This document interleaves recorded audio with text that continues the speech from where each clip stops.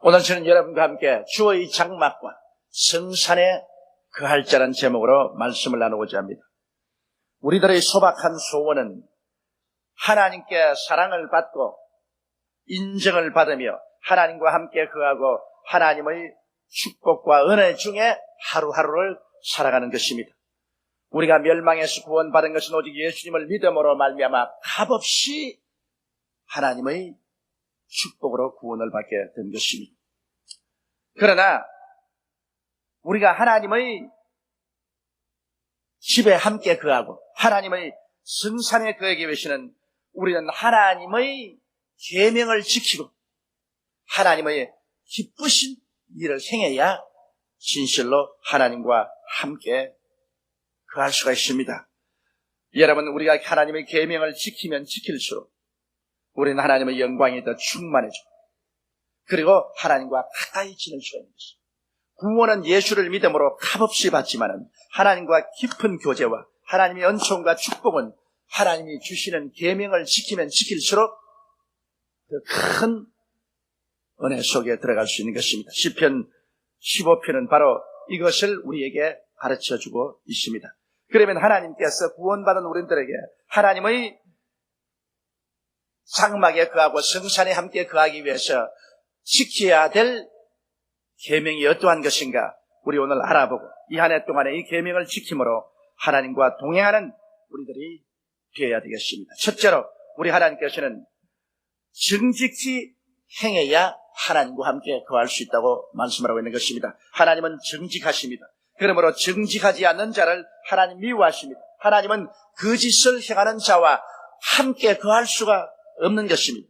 우리 성경에 보면 신약 성경에 성령이 충만하여 오순절날 이후로 복음이 예루살렘을 중심에서 편만히 퍼져갈 때 많은 사람들이 감동하여 하나님 사도들 앞에 나와서 하나님 사업을 위해서 많은 물질을 바쳤습니다. 그때 예루살렘에 있는 아나니아와 삽비라라는 성도가 있었는데 그들이 땅 얼마를 팔아서 아내와 모의해서 그 중에 돈 얼마를 감추고 나머지 돈을 가지고 사도 베드로에게 나갔습니다.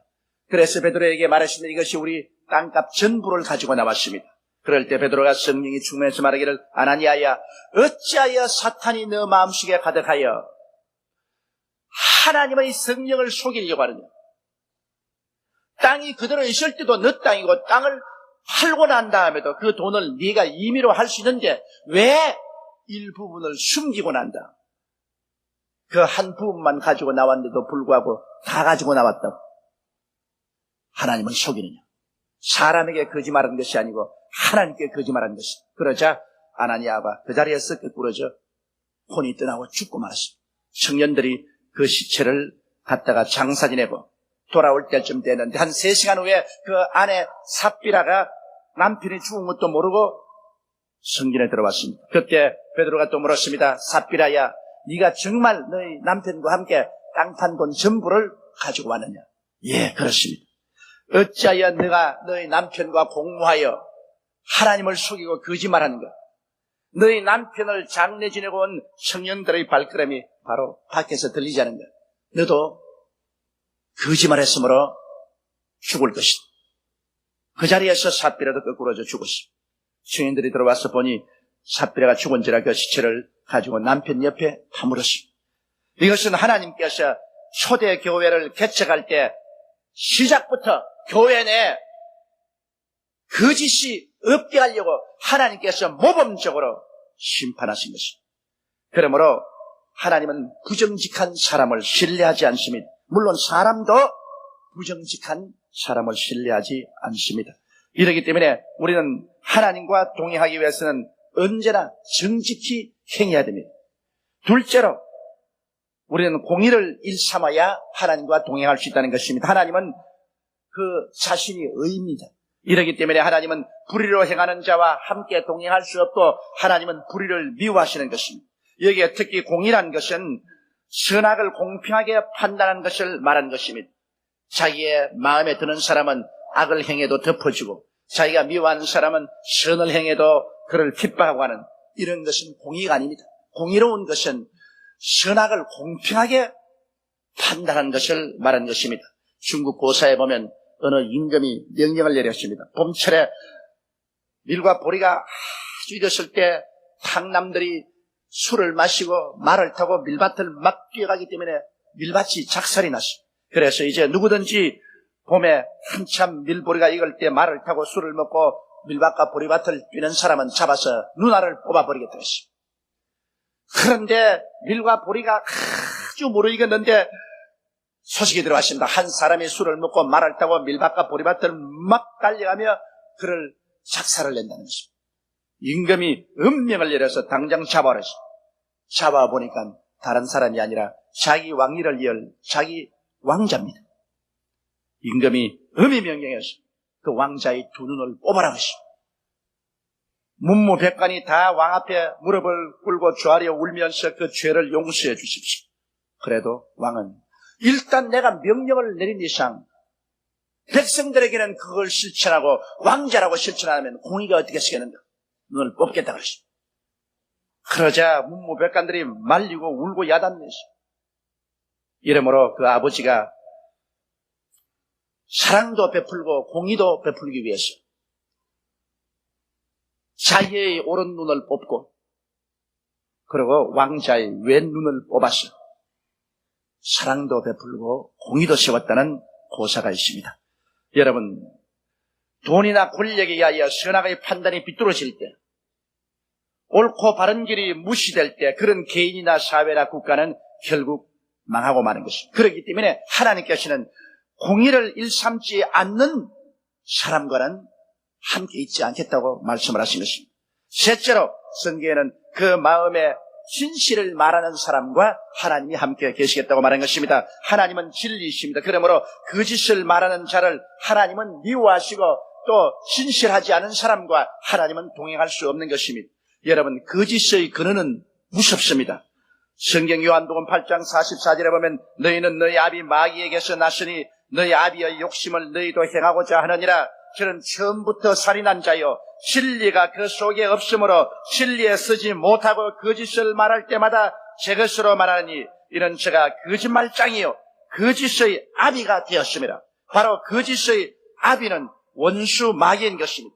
원수 마귀는 언제나 거짓을 만들어냅니다. 아담과 하와에게 와서 마귀가 무슨 말을 했습니까? 아담과 하와에게 하나님께서는 선악을 아는 실과를 먹으면 너희가 반드시 죽으리라 했는데 마귀는 결코 죽지 아니하리라. 너희가 이 실과를 먹으면 눈이 밝아 너희도 하나님처럼 될 것이라고 말했습니다.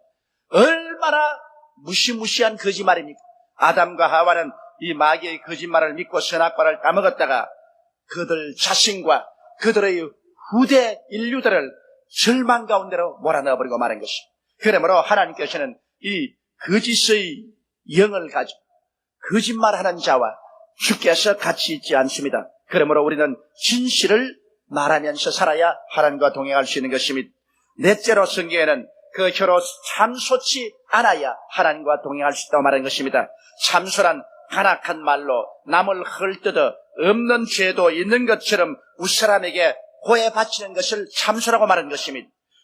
여러분, 한국 2조 500년사를 보면 당파 싸움과 참소로 수많은 인재들이 단명하고 순환을 당한 것을 볼 수 있는 것입니다. 참소는 한 가정이나 사회 집단이나 나라를 혼란에 빠뜨리고 파탄에 이르게 하는 것입니다.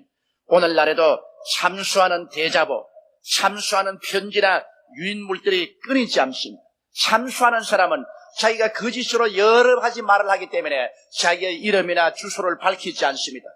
그는 얼굴 없는 자로서 온갖 간악한 말로 남을 헐뜯어 없는 죄도 있는 것 같이 해서 사람들을 괴롭히려고 하는 것입니다. 여러분, 정당한 사람들은 이와 같은 비열한 참소의 수단을 사용하지 않습니다.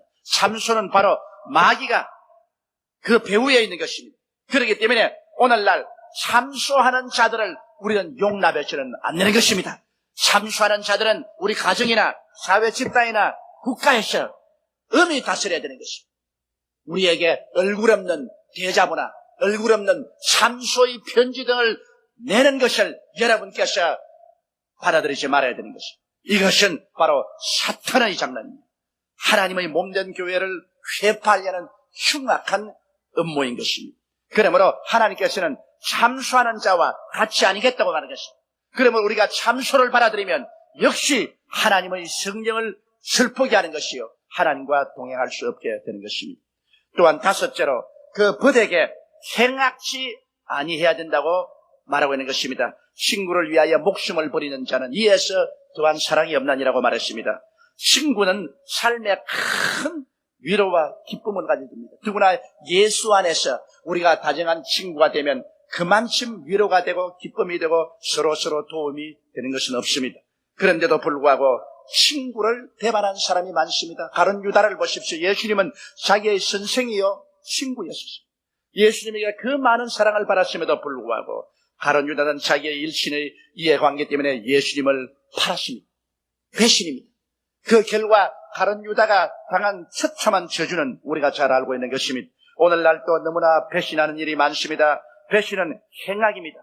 여러분, 하나님은 배신을 미워하는 것은 배신을 통해서 이 땅에 귀한 친구란 사랑이 파괴되기 때문인 것입니다. 오늘날 우리의 사회 속에 조그마한 자기 이익이 있으면 자기의 이익을 위해서 신의를 버리고 무시무시한 배신을 합니다. 우리 한국 사회에 더구나 이런 일들이 자행되고 있습니다. 근래에도 어떠한 큰 기업가가 무시무시한 배신을 했습니다. 배신이라는 것은 그 자체가 더럽고 추악한 것입니다. 사람이 일단 서로 신뢰를 저버리면 사람은 서로 의심하고 서로 경계하고 같이 살아갈 수 없습니다. 그러한 배신을 하는 사람이 어떻게 사업을 하고 어떻게 정치를 하고 어떻게 조국을 이끌어 나갈 수 있다는 것입니까? 나는 배신하는 사람들에 대해서 용납할 수 없습니다. 왜냐? 가룟 유다가 바로 예수님을 배신했기 때문인 것입니다. 그러므로 하나님께서는 이 배신을 무시무시하게 저주하시는 것입니다. 여섯째로 그 이웃을 회방치 아니함이라고 말한 것입니다. 이웃을 회방하는 사람과 하나님은 같이 하기를 원치 않습니다. 사촌이 눈을 싸면 배가 아프다는 우리 한국 속담이 있습니다. 남이 잘 되고 성공하면 끝까지 비난하고 넘어지게 하는 것이 오늘날 세상 사람들의 심보입니다. 그러나 성경에는 사람이 무엇으로 심든지 그대로 거둔다고 말했습니다. 내가 이웃을 회방하고 이웃의 상처를 입히면 나는 잘 될 줄 알아도 그렇지 않습니다. 우주의 법칙이 있습니다. 자기가 그런 것으로 심으면 자기도 나중에 그런 것으로 반드시 거두게 되는 것입니다. 그러나 남을 성공시키고 남을 잘되게 하면 그것은 장차 자기에게 성공으로 다가오고 또 자기의 후손에게 축복으로 다가오게 되는 것입니다. 이렇기 때문에 우리는 이웃을 회방하는 이 악한 심정을 버리고 이웃을 축복해주고 도와줘야 됩니다. 성경에는 내 원수가 줄이거든 먹이고 목마르거든 마시오라. 원수 갚는 것이 내게 있으니 내가 갚으리라고 말한 것입니다. 그러므로 원수조차도 주님께서는 마시우고 먹이라고 했는데 하물며 이웃에 있는 사람들을 못되게 하려고 회방하고 그들 앞에 올무를 놓고 걸림돌을 놓는다는 것은 하나님은 원치 않습니다. 이러한 심령을 가진 사람을 하나님께서 그 거처에 같이 데리고 있고 그 성산에 함께 있게끔 만들지 않은 것입니다. 그러므로 이 새해에는 우리는 이웃을 회방하는 이러한 일들을 하지 말아야 되는 것입니다. 일곱째로 성경에는 망령된 자를 하나님은 멸시하라고 말했습니다. 망령이란 늙거나 정신이 흐려서 언행이 보통의 어그러짐을 말합니다. 옳고 바른 일이나 길을 버리고 비정상적인 말이나 행위를 해서 창피를 끼치는 사람이 망령된 자인 것입니다. 요사이 가만히 보면 우리 한국에 망령된 자 많아요. 사업가도 망령된 자가 많고 정치가도 망령이 들인 사람 많고 일반적인 소위 지도층에 있는 사람들도 망령된 자가 많습니다. 정상적인 생각을 하지 않고 완전히 정상에 어그러진 행동을 합니다. 예수 교인들도 망령된 자가 많아요. 주일날 정상적으로 성경 등교 교회 와야 되겠는데 릭상 메고서 놀러 나갑니다. 그 망령된 것 아닙니까? 11조 하나님께 드려야 될 것을 하나님 나중에 돈 많이 벌거든 드릴게요 하고서 자기 장사하는데 써버립니다. 그 망령된이라는 것입니까? 이러므로 오늘날 비정상적이고 망령된 일을 하는 사람이 많습니다. 그런 사람을 잘한다고 손바닥을 치주면 이것은 동요가 되고 마는 것입니다. 성경에는 망령된 자를 멸시하라고 말했습니다. 그런 사람이 발을 붙이지 못하게 하라고 말합니다. 망령된 자와 함께 그룹을 지어서 짱하는 자를 하나님께서는 미워하십니다. 그런 자와 하나님이 같이 하겠다고 말씀하지 않고 있는 것입니다. 그렇기 때문에 우리는 우리의 생활 속에 언제나 윤리와 도덕적으로 바로 서고 정상적인 사고를 가지고 올바르게 살아가는 사람을 친구로 삼고 그들 밀어주고 그들과 협조해야지, 망령된 사람을 오히려 축축이고 뒤에서 박수치고 손을 잡고 함께 행하는 이러한 일들을 우리가 하지 말아야 되겠습니다. 그 다음 8째, 야훼를 두려워하는 자를 존대하라고 말하셨습니다. 여러분, 참 사랑은 존경을 함께 가지고 옵니다.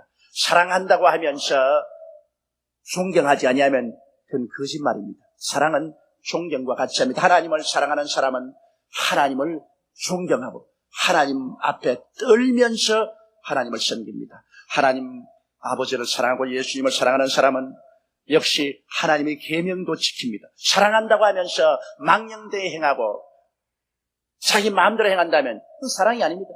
사랑이 정의를 버리면 그것은 방종이지 사랑이 아닙니다.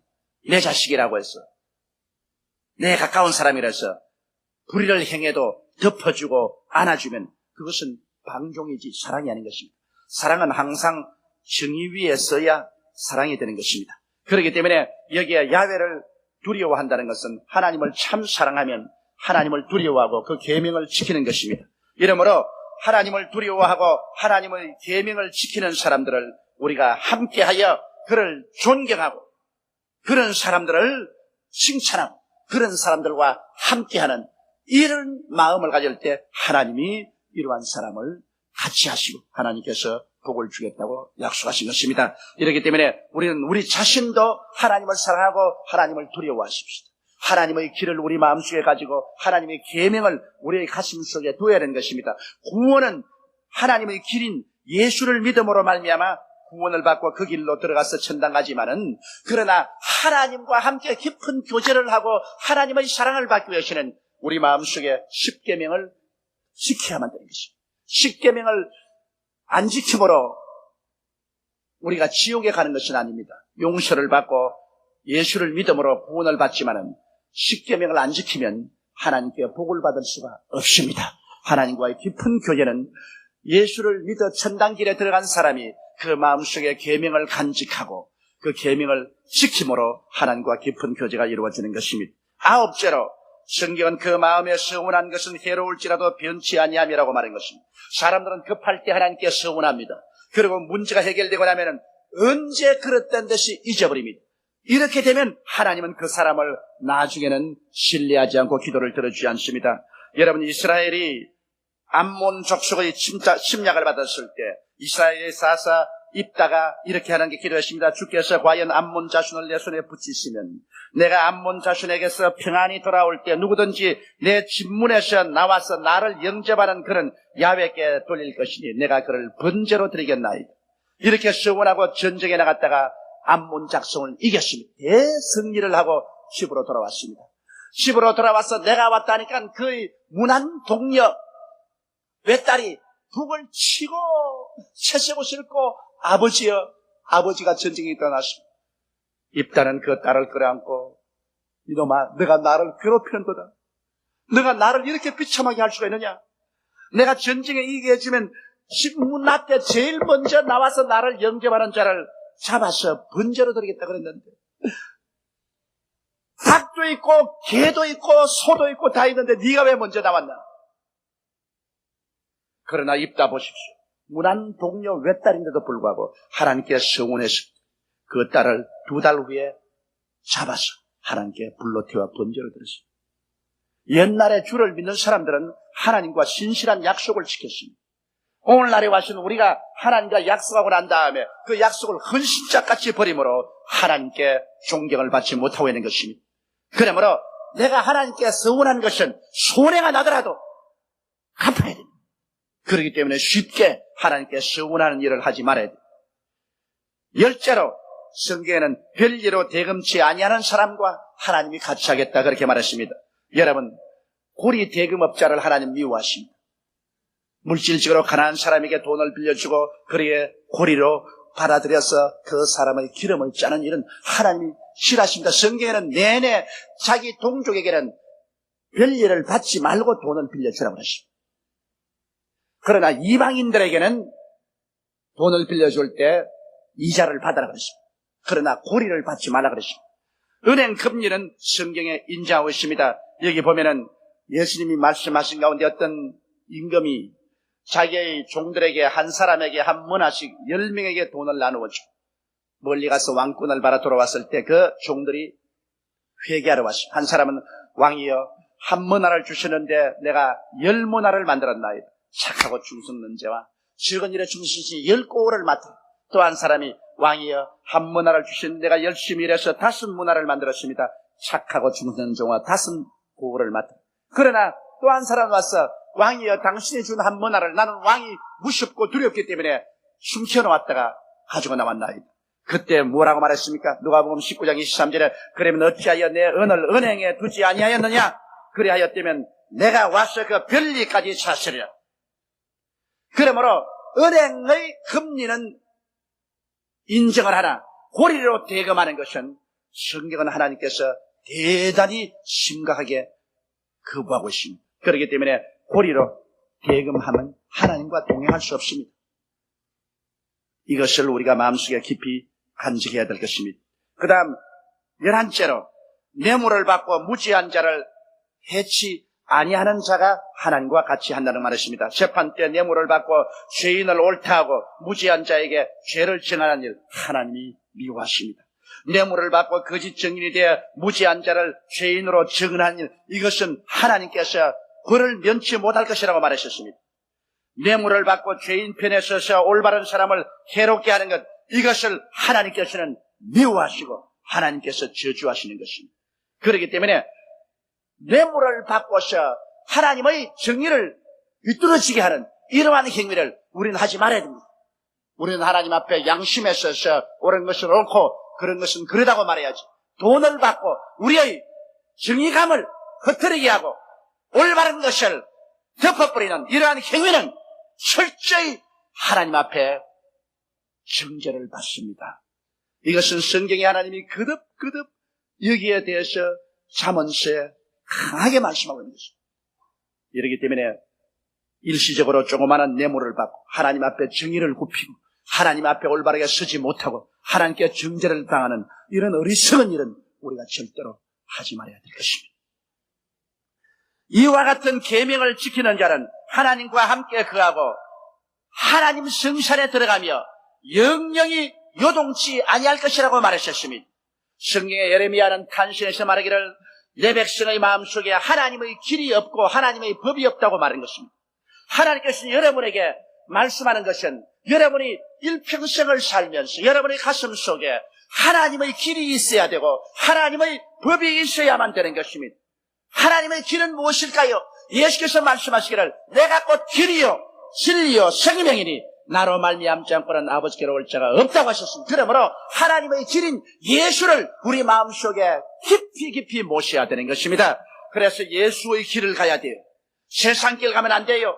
돈의 길, 쾌락의 길, 환락의 길을 가면 안 돼요. 예수의 길을 가야 돼요. 그러나 예수의 길을 갈 때 우리 마음속에 하나님의 법을 간직해야 되는 것입니다. 여기에 하나님의 법 10계명을 마음속에 간직하고 가야 되는 것입니다. 오늘 여러분에게 주신 이 하나님의 계명을 마음속에 간직하고 가야 되는 것입니다. 천당은 예수기를 통해서 가지만은 천당하는 동안에 하나님의 사랑을 받고 하나님의 은혜를 입고 하나님의 기림을 받고 인정을 받으며 영원히 잘됨같이 범사에 잘되며 강건하고 생명을 얻되 넘치게는 복을 받기 위해서는 예수의 길을 가면서 하나님 장막에 거하고 하나님의 성산에 들어갈 수 있도록 하나님의 법이 마음속에 있어서 하나님의 법을 지켜야만 되는 것입니다.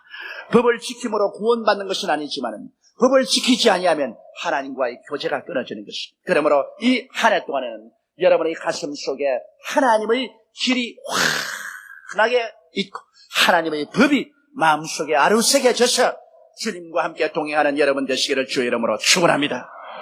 우리 다 같이 고개 숙여 기도드리겠습니다.